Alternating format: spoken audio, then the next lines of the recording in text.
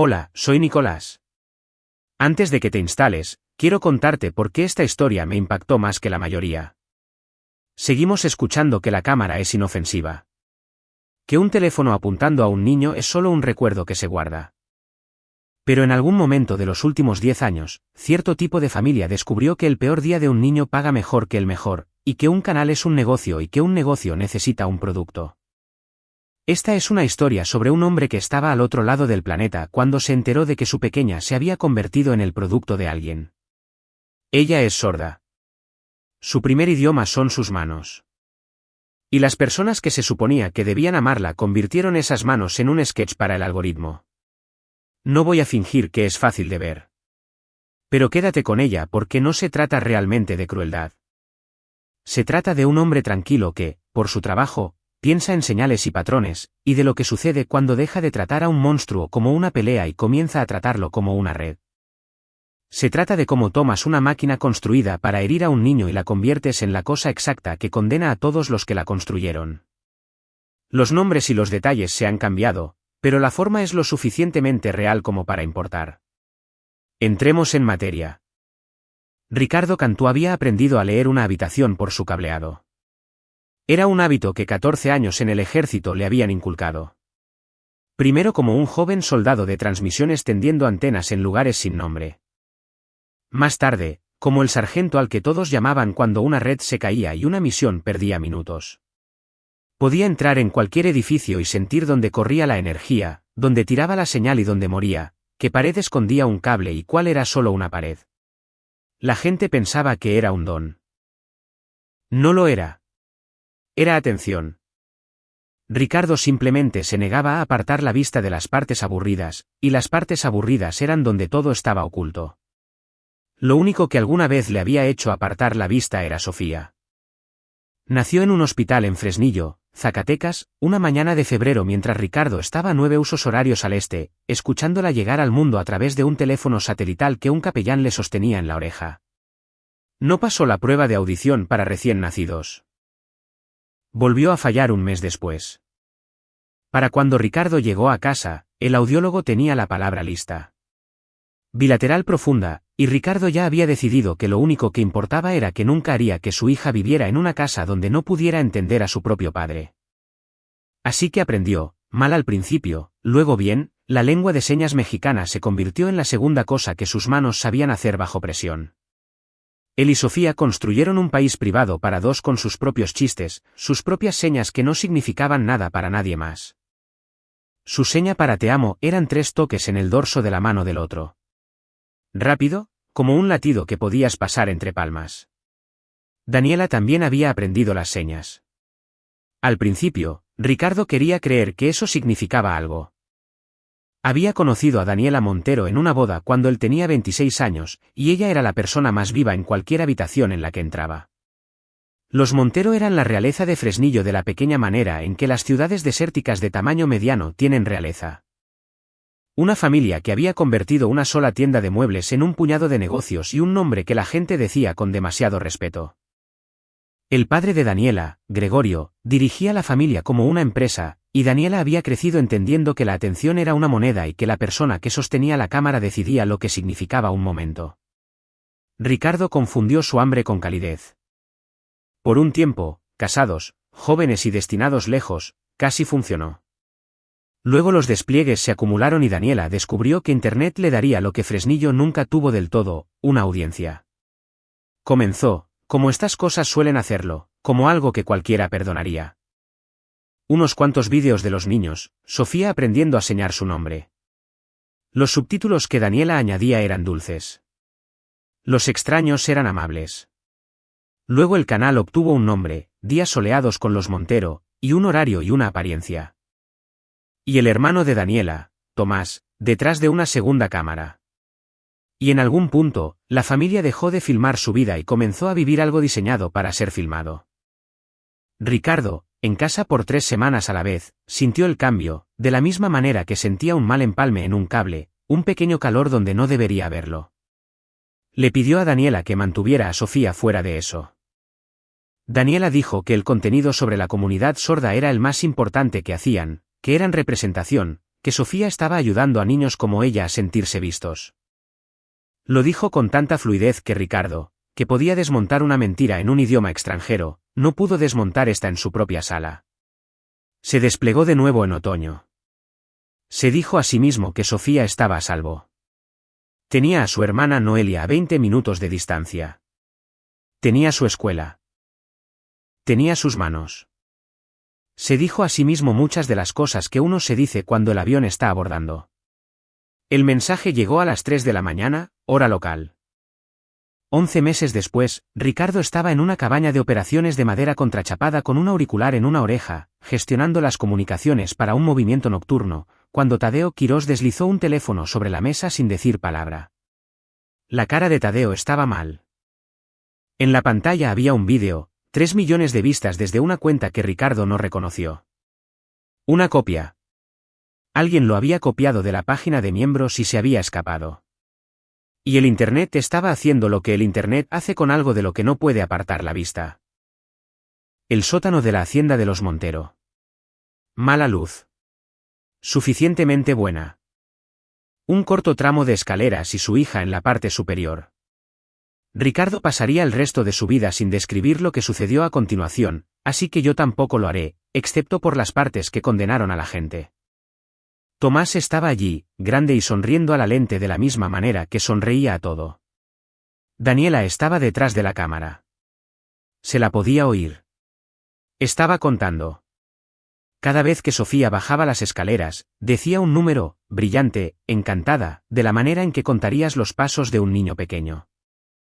Y Tomás la volvía a poner en la parte superior, y Daniela se reía y decía el número. Y los comentarios que Ricardo podía ver desplazarse estaban dando propinas. Pequeñas monedas animadas. Dinero real. Más con cada caída. En la parte inferior, en el cuarto número, Sofía miró directamente a la cámara. Sus manos se levantaron. Estaba temblando y sus señas eran pequeñas y rápidas y la mitad de Internet pensó que solo estaba llorando con las manos. Ricardo lo leyó en un cuarto de segundo y le arrancó un pedazo que nunca recuperó. Papi me encontrará. Tomás le pisó la mano. Deliberado, casual, de la manera en que pisarías un insecto con el que estás aburrido. Y se inclinó hacia la lente y dijo la frase que daría nombre a todo el feo clip. La frase que un abogado un día leería en voz alta en una sala de tribunal tan silenciosa que se podía oír la respiración del taquígrafo. Tu papá te abandonó. Llora más, mi amor. Paga bien. Ricardo no llamó a la policía. No al principio. Pensaría en esa elección durante mucho tiempo. Había sido entrenado para hacer que los primeros 90 segundos de un desastre contaran. Y su entrenamiento le dijo la verdad sobre las siguientes horas. Si llamaba a la policía municipal desde una base a 9 usos horarios de distancia, se tomaría un informe. Una patrulla podría pasar por una mansión propiedad de la familia más conectada del municipio. Y para cuando alguien con una placa convenciera a un juez de que un vídeo viral era la escena de un crimen, los Montero, que eliminaban, editaban y monetizaban para ganarse la vida, habrían borrado cada servidor que poseían. La evidencia era señal. La señal decaía. Y los Montero eran muy buenos para hacer desaparecer la señal. Así que Ricardo hizo dos cosas en los primeros 90 segundos. Llamó a su sargento primero, Saúl Bojórquez, una montaña de hombre que había enterrado a 2 de sus propios hijos y no parpadeaba ante las emergencias. Y mientras el teléfono sonaba, con la otra mano, abrió su computadora portátil y comenzó en silencio, metódicamente, de la manera en que había enseñado a jóvenes de 19 años a hacerlo bajo fuego, a guardarlo todo. Cada copia del clip, cada réplica, la cuenta que lo publicó, el canal de días soleados, la página de miembros a la que nunca había tenido la contraseña pero cuya puerta de entrada era pública. Ya no lo miraba como un padre, o intentaba no hacerlo. Lo miraba como una red, y las redes tienen una forma, y la forma te dice dónde duerme el dinero. Bojórquez contestó. Ricardo se lo dijo en 4 frases. Hubo un silencio y luego Bojórquez dijo las únicas 4 palabras que importaban. Ve. Yo me encargo aquí. Los vuelos tomaron 31 horas. Ricardo no durmió en ninguna de ellas. En algún lugar sobre el Atlántico, dejó de tener miedo y se convirtió en algo más frío y útil. Y para cuando las ruedas tocaron tierra en Aguascalientes, tenía un plan que no tenía nada que ver con sus puños, aunque sus puños también estaban listos. Su hermana Noelia esperaba en llegadas con la mandíbula apretada y los ojos rojos. Era asistente legal, afilada como un diente astillado, y había pasado las 31 horas haciendo lo único que Ricardo le había pedido, no confrontar a nadie, solo encontrar a Sofía. No había sido difícil. Los Montero no se escondían. Esa fue la parte que al país le tomaría un tiempo entender. No se escondían en absoluto. Sofía estaba en la hacienda, en cámara, en un vídeo publicado 6 horas después de las escaleras, con la leyenda, la hermanita está bien. Los que odian están ardidos, ja, ja, ja. Una bolsa de chícharos congelados pegada con cinta a su mano mientras Tomás hacía muecas para la lente. Tiene una fractura fina en 2 dedos y lo filmaron 4 veces, dijo Noelia en el coche y su voz se quebró en filmaron. Ricardo, ¿qué vamos a hacer? Dime que no solo vamos a... No vamos a solo nada, dijo Ricardo. Vamos a hacer esto para que se sostenga. Conduce al hospital, no a la hacienda. El hospital primero, porque el primer movimiento para desmantelar una máquina nunca es la máquina. Es la única parte que la máquina no puede permitirse perder. ¿Y los Montero? Con todos sus servidores y empresas fantasma y abogados, habían cometido un único error catastrófico. Habían dejado viva la evidencia. Conseguir a Sofía no fue un rescate. Ricardo quería que lo fuera. Quería atravesar la puerta principal y sacar a su hija de esa casa. Y cada célula de su cuerpo estaba construida para hacer exactamente eso. En cambio, se sentó en el estacionamiento de un hospital e hizo llamadas telefónicas, porque un hombre que derriba una puerta pierde a su hija en una pelea por la custodia. Y un hombre que entra con el papel adecuado se la queda. El papel adecuado vino de Paola Adame. Era una abogada de derecho familiar a la que Noelia había llamado en frío a las 6 de la mañana, una mujer con una voz como una puerta que se cierra. Que había pasado una década sacando a niños de hogares poderosos y no tenía absolutamente ninguna paciencia para el argumento de que el dinero hacía segura a una familia. Para el mediodía, había presentado una moción de emergencia ante un juez con el clip viral listo y la lectura preliminar de un pediatra sobre las radiografías de Sofía. Y para las 2 de la tarde, Ricardo Cantú tenía la custodia temporal de emergencia de su propia hija y una escolta policial para hacerla cumplir, que es algo muy diferente a un policía pasando por una mansión. Daniela lo recibió en la puerta de la hacienda con una cámara. Por supuesto que lo hizo. Se había maquillado. Se paró en el encuadre bajo la suave luz de la tarde y les dijo a sus 4 millones de seguidores que su esposo militar había vuelto a casa inestable, que estaba traumatizado, que estaba tratando de destrozar a una familia amorosa por una broma que los que odian habían sacado de contexto, y lloró. Y era buena en eso, y 40.000 personas dejarían corazones en el vídeo antes de que terminara la noche. Tomás filmaba desde un lado. Gregorio Montero observaba desde el porche con los brazos cruzados. Un hombre al que nunca en su vida se le había obligado a sentarse y esperar. Ricardo no dijo nada a la cámara. Había sido instruido por Paola y por algo más antiguo que Paola.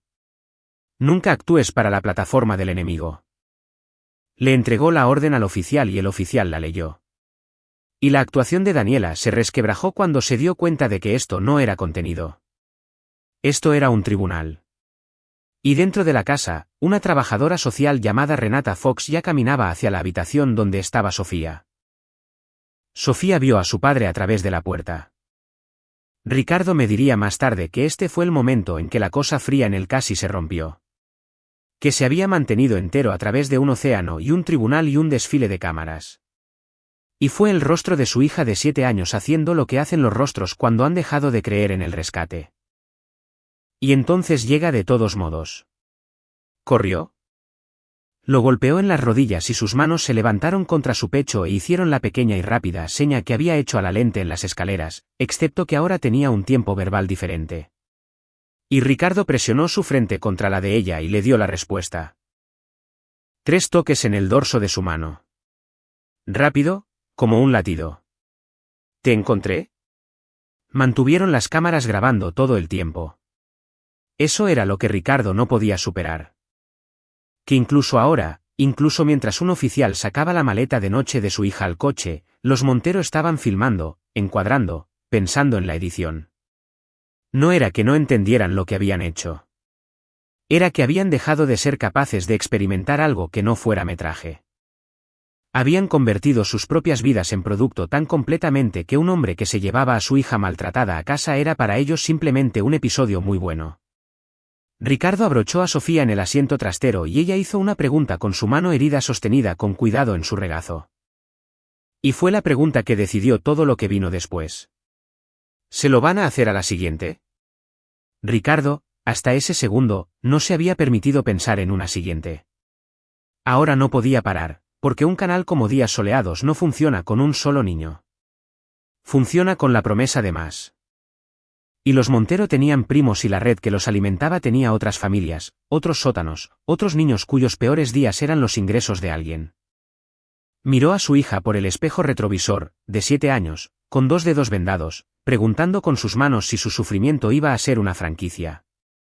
No, señor Ricardo, de vuelta. Voy a apagarlo. Todo.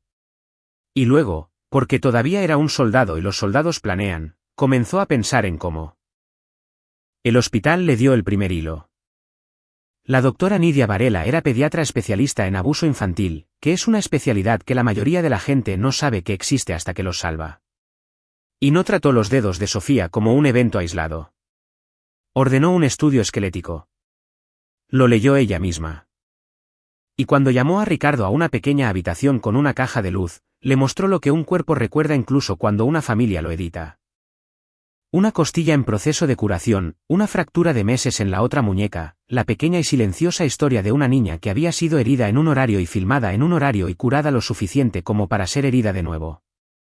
Esto no es un incidente, dijo la doctora Varela. Esto es un patrón, ¿entiende lo que le estoy diciendo? Las lesiones tienen fechas. ¿Y si su contenido también tiene fechas? Tienen fechas en todo, dijo Ricardo lentamente. Es un negocio. Los negocios llevan registros. Condujo a casa desde esa cita con la forma completa de todo finalmente clara. Y era peor de lo que había temido y mejor de lo que había esperado, porque un patrón es algo que puedes probar. 2 líneas de tiempo que dan la misma respuesta son casi imposibles de discutir. El hueso recuerda, un servidor no miente, a menos que alguien lo haga. Y Ricardo sabía cómo asegurarse de que nadie tuviera la oportunidad.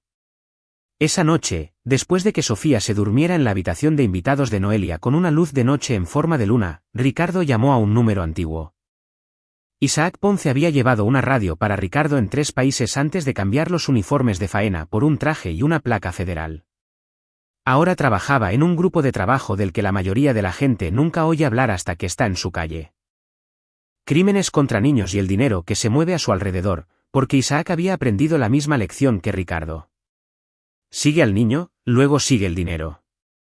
Y los 2 rastros se trenzaban en una cuerda con la que puedes colgar a toda una organización.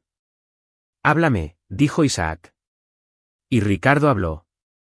Y cuando terminó, hubo una larga respiración en la línea. Ya guardaste las cosas públicas, dijo Isaac. No era una pregunta. Todo lo que pude alcanzar. Réplicas del canal, la página principal de los miembros, el nombre de la empresa fantasma en su tienda de mercancías. Es una empresa llamada Inversiones Jilguero la que cobra los cheques. Eso no es una familia. Es una estructura. Una estructura significa que alguien la construyó, dijo Isaac. Los videoblogueros familiares no crean sociedades de cartera para ocultar el dinero de la publicidad. Alguien les enseñó. Ricardo, no toques esa casa. Lo digo en serio. Si entras allí y golpeas. Eres un tipo con una disputa por la custodia y mal genio. Y todos los abogados que tienen te enterrarán y recuperarán a Sofía. Déjame conseguir papeles. Déjame conseguir una orden que llegue a los servidores. Me construiste un mapa. Déjame conducir. Y Ricardo, que había pasado toda su carrera aprendiendo que la parte más ruidosa de cualquier operación es la disciplina previa, dijo la palabra más difícil que conocía. De acuerdo. Pero de acuerdo no es lo mismo que nada. De acuerdo, solo significaba que la lucha sería silenciosa por un tiempo. El mapa se hizo más grande cuanto más lo miraba Ricardo, y dejó de tratarse de los Montero. Trabajaba de noche en la mesa de la cocina de Noelia con la paciencia de un hombre que una vez pasó 6 semanas caracterizando una sola red de radio enemiga, una señal a la vez. No estaba hackeando a nadie. No lo necesitaba. Los Montero habían pasado años vertiendo toda su operación a la vista del público. Y Ricardo había sido entrenado para encontrar el orden de batalla del enemigo en exactamente ese tipo de escape, quién publica cuándo, quién etiqueta a quién, qué logotipo aparece en la esquina del vídeo de quién, qué acuerdo de marca es realmente un pago por otra cosa. El logotipo en la esquina era de Caléndula Media. En la superficie, Caléndula era una empresa de gestión para creadores familiares e infantiles, el tipo de agencia que promete gestionar tus acuerdos de marca y hacer crecer tu canal y quitarte los dolores de cabeza del negocio. Su fundador, Rodrigo Valle, era un hombre sonriente con gafas caras que daba charlas sobre la narración familiar auténtica y había construido un establo de 12 de canales, todos ellos con niños, varios de los cuales, a lo largo de los años, habían implosionado silenciosamente en medio de rumores que nunca llegaron a ninguna parte. Ricardo tiró del hilo de esos canales muertos y encontró un patrón que le revolvió el estómago. No fracasaron. Fueron cosechados. Un canal crecía con el encanto ordinario de un niño. Y luego Caléndula empujaba a la familia suavemente, con datos, con gráficos que mostraban exactamente qué vídeos funcionaban, hacia un contenido que era un poco más agudo cada mes, un poco más cruel, porque la crueldad retenía y la retención era ingresos. Y cuando una familia finalmente quemaba a un niño, o un niño se hacía demasiado mayor, o a un padre le entraba la conciencia, Caléndula movía el dinero a la siguiente empresa fantasma y a la siguiente familia y al siguiente sótano. Y los quemados se quedaban con la vergüenza mientras Valle conservaba la máquina. Ricardo encontró a los quemados. Esa era la parte que Isaac no podía hacer con una orden. Todavía no. Pero un padre podía hacerlo con un teléfono y una razón para ser creído. Carolina enojosa respondió al cuarto timbre. Y cuando Ricardo dijo el nombre de su hija y las palabras días soleados, comenzó a llorar antes de que terminara la frase. 2 años antes, los gemelos Hinojosa habían sido el canal más grande de Caléndula. Luego desapareció y Carolina estaba en la ruina y divorciada y nadie le creía nada porque, ¿quién le cree a la madre que lo permitió? Ricardo le creyó. Condujo 3 horas para sentarse a su mesa y dejarla hablar, y no grabó nada porque el punto no era usarla. El punto era aprender la máquina de alguien a quien ya había masticado. Ella le habló de los hitos que Valle establecía. Sobre el nivel de miembros, la bóveda, como la llamaban internamente. Donde estaba el dinero real, donde el contenido era demasiado para la plataforma abierta, donde los suscriptores pagaban mensualmente por metraje que el público nunca veía. Le dijo que la bóveda era donde habían estado las escaleras de Sofía antes de que alguien lo copiara. Le dijo que Valle llevaba una doble contabilidad porque las plataformas publicitarias habrían prohibido los canales al instante si hubieran visto lo que contenía la bóveda. Así que Caléndula gestionaba la bóveda en su propia infraestructura privada, a un lado, invisible. Está en la casa, dijo Carolina. Siempre lo guardan en la casa. Los servidores, los discos duros, todo. Valle los hace mantenerlo cerca para que ninguna empresa de la nube lo marque nunca. Esa es la correa. Les dice que es por su protección. En realidad es para poder quemarlo en una tarde si alguna vez tiene que hacerlo. En la casa, en el sótano de la hacienda de los Montero, en una pila de discos duros que podrían desaparecer en el tiempo que se tarda en oler una orden de registro. Ricardo condujo a casa en la oscuridad y comprendió la verdadera forma del problema por fin. Isaac podía obtener una orden para los Montero. Pero en el momento en que esa orden existiera, alguien, un secretario amigo, un oficial comprado, uno de los muchos favores de Gregorio, susurraría, y la bóveda iría a un pozo de fuego, y Caléndula sería una empresa de gestión con las manos limpias y un canal muerto. Y Rodrigo Valle daría otra charla sobre la narración familiar auténtica. La evidencia y el peligro eran el mismo objeto. Para apoderarse de él, tenías que estar dentro antes de que nadie supiera que venías. Y una orden, por su naturaleza, se anuncia a sí misma, a menos que la gente de la casa invitara a todo el mundo a entrar ellos mismos. La idea llegó de la manera en que las mejores siempre lo hacían para Ricardo, no como un rayo, sino como un lento reconocimiento de que la mayor fortaleza del enemigo era una puerta que había dejado sin cerrar. Los Montero no podían dejar de actuar. Lo filmaban todo. Toda su identidad, sus ingresos, su sentido de la realidad, pasaban por una cámara en vivo y una audiencia. Tenían una transmisión solo para miembros que salía de ese sótano en un horario. Directamente desde la máquina que contenía cada cosa terrible que habían hecho. ¿Y si la máquina transmitiera la verdad por una vez? Ricardo llevó la idea a Isaac y a Paola y a una joven que aún no había conocido pero que estaba a punto de conocer, porque cada máquina tiene a alguien dentro que está guardando los recibos en silencio. Y la de Caléndula era una editora de vídeo de 19 años llamada Beatriz, Betty, Corrales. Betty había sido contratada para editar contenido familiar saludable y había pasado 1 año y medio aprendiendo lo que esa frase significaba en realidad. Era ella quien recibía el metraje en bruto. Era a ella a quien le decían qué crueldad dejar porque funcionaba bien. Había comenzado a guardar copias hacía 8 meses, no porque fuera valiente, sino porque alguna parte animal de ella sabía que algún día necesitaría pruebas de que lo sabía, de que no había podido obligarse a fingir. Cuando Ricardo la encontró a través de Carolina, a través de una semana cuidadosa y silenciosa de preguntas, no huyó. Había estado esperando que alguien le hiciera la pregunta correcta. Y la pregunta correcta era simple. ¿Quieres seguir siendo la persona que lo editó?, le preguntó Ricardo. ¿O quieres ser la persona que lo terminó?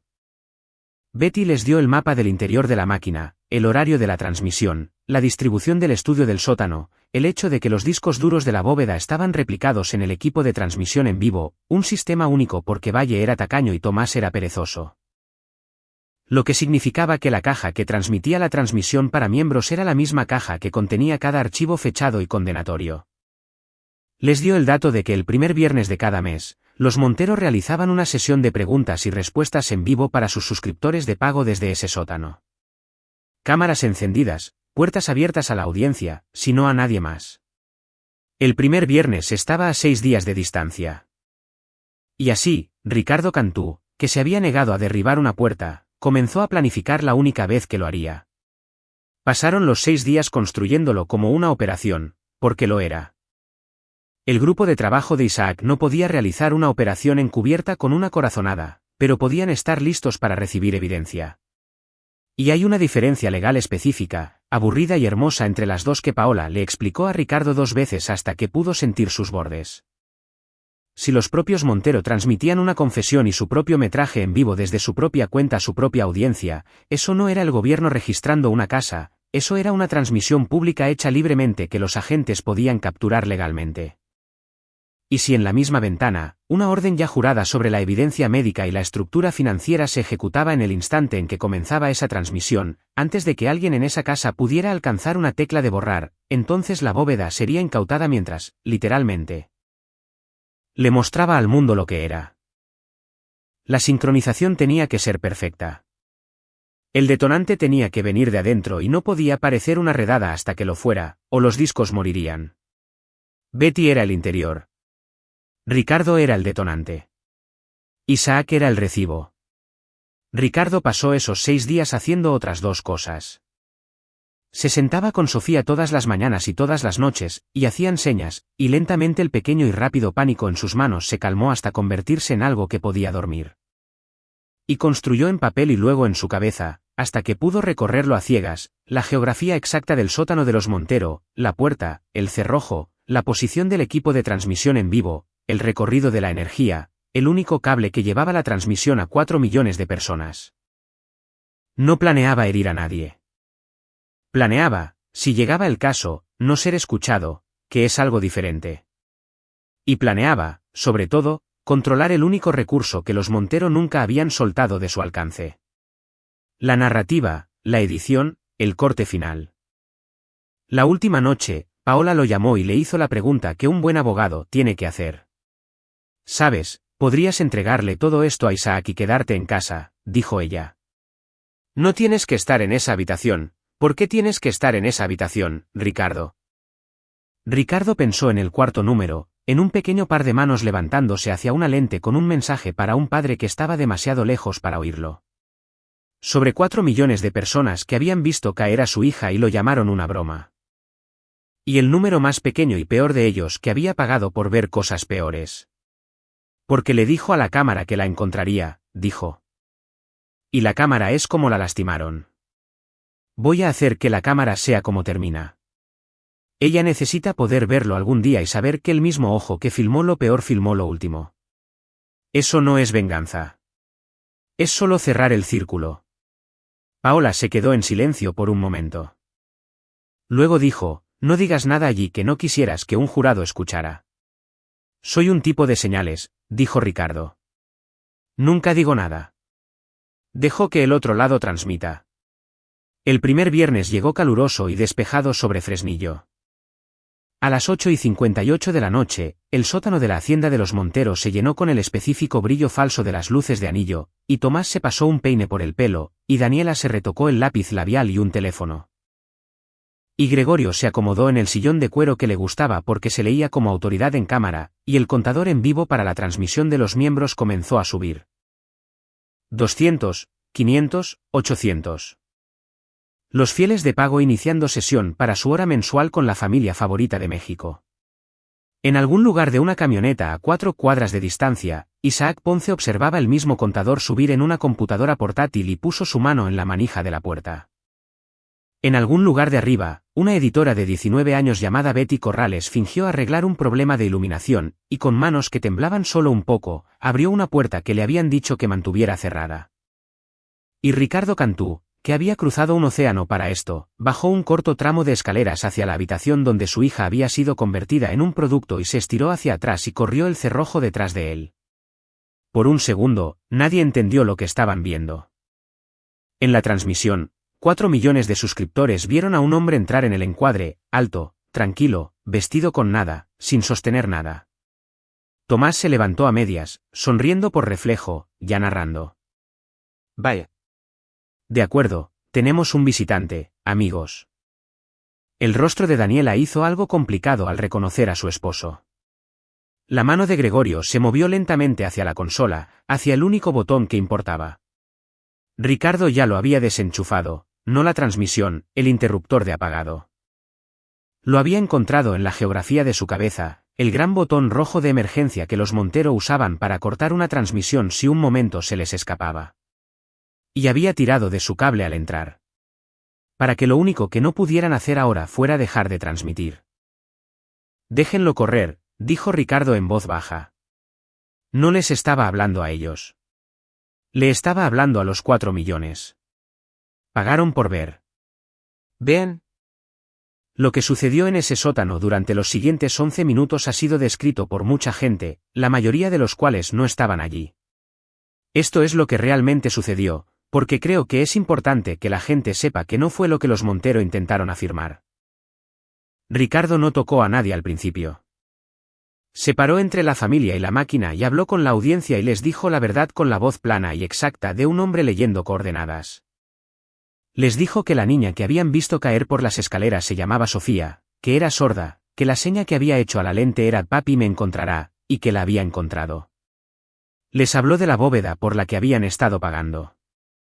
Les dijo que los discos duros que contenían cada uno de esos vídeos estaban en esta habitación en este momento, en la misma máquina que les enviaba esta imagen y que en unos 90 segundos ya no pertenecería a esta familia. Tomás se abalanzó entonces. Era más grande que Ricardo y estaba acostumbrado a ser lo más grande en cualquier sótano, y cruzó la habitación rápidamente con la mano ya hecha a un puño que había pisado los dedos de un niño. Ricardo lo puso en el suelo. No voy a adornarlo porque Ricardo nunca lo hizo. Fueron 2 movimientos, económicos, el tipo de cosa que 14 años le enseñan a tu cuerpo para que tu mente pueda permanecer en otro lugar. El propio peso de Tomás hizo la mayor parte. Cayó con fuerza contra la base de las mismas escaleras que había usado. Y el aire se le fue y se quedó abajo, y los 4 millones de personas que veían una transmisión en vivo vieron al hombre que había dicho "llora más". Paga bien descubrir en cámara en su propio estudio cómo se sentía el suelo desde la altura de Sofía. Ricardo nunca lo volvió a golpear. No lo necesitaba. Había dejado claro su punto al único testigo que alguna vez le importó a esta familia, la lente. Y luego, la puerta en la parte superior de las escaleras se salió de sus goznes, porque esos eran los 90 segundos. Isaac Ponce bajó a la luz con una orden en la mano y 6 personas detrás de él, y Gregorio Montero alcanzó una última vez una tecla de borrar que los dedos federales cerraron primero. La transmisión se mantuvo en vivo durante otros 90 segundos antes de que alguien pensara en cortarla. Fue suficiente. 4 millones de personas vieron cómo se colocaban las etiquetas de incautación en los discos duros. Vieron a Daniela dejar de actuar finalmente, por completo, su rostro vaciándose en el simple miedo animal de alguien que acaba de entender que la audiencia nunca fue su amiga. Vieron a los agentes subir la máquina por las escaleras. Lo último que los miembros de Días Soleados con los Montero vieron en su amado canal fue una etiqueta de evidencia federal siendo presionada en el costado de un servidor y la voz de un hombre fuera de cámara diciendo: empaquen todo el equipo. Es todo un sistema. Ricardo ya se había ido escaleras arriba para entonces, porque le había prometido a Paola que sería el primero en salir y el más silencioso allí. Y porque no había nada en ese sótano que quisiera, había conseguido lo que había venido a buscar en el momento en que falló el interruptor de apagado. Había tomado lo único que los Montero nunca habían entregado en todas sus vidas de actuación. Había conseguido la última palabra, y les había hecho transmitirla a ellos mismos. El desenlace tomó 1 año, y derribó más que a una familia. Los discos duros eran todo lo que las radiografías de la doctora Varela habían prometido, y peor, un registro fechado, clasificable y exhaustivo porque un negocio lleva registros, y los Montero habían llevado los suyos meticulosamente para que Caléndula pudiera decirles que Crueldad funcionaba. Las copias guardadas de Betty Corrales coincidían archivo por archivo, lo que significaba que nadie podía afirmar que el gobierno había fabricado nada. 2 líneas de tiempo que daban la misma respuesta. El calendario médico y el calendario de contenidos superpuestos como una huella dactilar. La detective Cassandra Valles de la Policía Municipal de Fresnillo, una veterana de 15 años que realmente creía que había visto el fondo de lo que la gente le hacía a los niños, se sentó en una sala de conferencias durante 2 días construyendo la línea de tiempo. Y le dijeron a Ricardo que no estaba allí, que en la segunda tarde, escribiendo las fechas de las lesiones contra las fechas de carga, sus manos comenzaron a temblar tanto que tuvo que dejar el bolígrafo y salir de la habitación por un rato. Regresó. La gente como ella siempre regresa, pero nunca olvidó la forma de esa página. Rodrigo Valle era el verdadero premio, y el grupo de trabajo de Isaac lo desarmó con la misma paciencia que Ricardo había usado para encontrarlo. La estructura financiera que Ricardo había detectado a partir de una empresa fantasma de una tienda de mercancías, Inversiones Jilguero, resultó ser una de 9. Una lavandería que movía suscripciones de la bóveda e ingresos publicitarios a través de una docena de canales familiares y hacia las cuentas de Valle. Los canales muertos, los niños cosechados, los Hinojosa y los demás. Ya no eran rumores. Eran cargos. Las charlas de Valle sobre la narración familiar auténtica se presentaron como prueba junto a hojas de cálculo que cotizaban el sufrimiento de los niños por minuto retenido. No sonrió con sus gafas en la sentencia. Tomás Montero fue condenado por lo suficiente como para que el número de años dejara de tener sentido. Daniela, la voz que contaba, la risa, la que había aprendido el idioma de su propia hija y lo había usado como gancho, también fue condenada. Y lo que pareció deshacerla más al final no fue la pena de prisión, sino el descubrimiento de que la audiencia sobre la que había construido todo su ser se volvió contra ella en una tarde y nunca miró hacia atrás. Las conexiones de Gregorio no le sirvieron de nada. Resulta que los favores que protegen una mansión se evaporan en el momento en que un sello federal llega a la primera plana. Incluso el propio hombre de confianza y seguridad de la plataforma, un empleado sonriente llamado Damián Ríos que personalmente había mantenido monetizado el canal de Días Soleados a través de 40 informes ignorados porque era, en sus palabras en un correo electrónico, uno de los 50 que más ganan, perdió su trabajo y luego mucho más. Y Betty Corrales, de 19 años, que había editado La Crueldad y luego no pudo fingir, testificó durante 3 días y luego fue a la universidad para estudiar algo limpio. Y Ricardo se aseguró de que el registro mostrara que ella era la razón por la que se sostuvo. No había pedido nada. Él le dio la verdad de todos modos, porque había aprendido de los Montero exactamente lo que le sucede a la gente que deja que una historia se edite para servir a los poderosos. Y se negó a ser como ellos, ni siquiera un poco. Sofía se curó, primero los dedos, lo cual fue rápido, y el resto más lentamente, de la manera en que el resto siempre lo es. Consiguió una escuela para niños sordos a 2 pueblos de distancia y un terapeuta que hacía señas y un padre que no se desplegó de nuevo. Bojórquez se encargó de eso, y el ejército, a pesar de su brusquedad, sabe qué hacer con un soldado que es el único adulto seguro que le queda a un niño. Ricardo aceptó un trabajo haciéndolo aburrido en lo que era mejor, mantener vivas las redes de un sistema hospitalario, en casa todas las noches. Y si pasabas por su pequeña casa por la noche, podrías ver a través de la ventana a un hombre y una niña en una mesa de cocina hablando con sus manos, riéndose de chistes que no significan nada para nadie más que para ellos. Hay una cosa más y luego lo dejaré estar. Unos meses después del juicio, cuando Sofía tuvo la edad suficiente para preguntar y la estabilidad suficiente para escuchar la respuesta, le pidió a su padre que le contara lo que sucedió en el sótano, no la caída. Recordaba la caída. La otra cosa, la última vez que la familia estuvo en su canal, había oído a los niños de la escuela hablar de ello. Quería saberlo de él. Así que Ricardo se lo contó en su idioma, todo. La versión verdadera y plana, sin adornos. Y cuando terminó, Sofía se quedó en silencio por un rato, pensando como ella pensaba. Y luego hizo una pregunta que su padre llevaría por el resto de su vida. ¿Me oyeron?, preguntó. En las escaleras, cuando dije que me encontrarías, ¿alguien me oyó? Y Ricardo, que había pasado toda su carrera siendo el hombre que oía la señal que todos los demás se perdían, tomó la mano curada de su hija entre las suyas y le dio la respuesta más verdadera que tenía. 4 millones de personas, señor. 4 millones de personas te oyeron. Y luego tu papá giró su propia cámara y les hizo a todos ver cómo cumplía la promesa. Ella pensó en eso y luego sonrió e hizo la pequeña seña en su pecho. 3 toques rápidos, como un latido, que puedes pasar entre palmas. De acuerdo, esa es el final de la parte de la historia.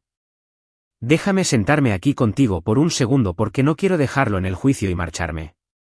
Creo que la razón por la que esta me afectó es que no es realmente una historia sobre una mala familia. Las malas familias siempre han existido. Es una historia sobre incentivos. En algún lugar ahora mismo, una plataforma está pagando más por las lágrimas de un niño que por su risa.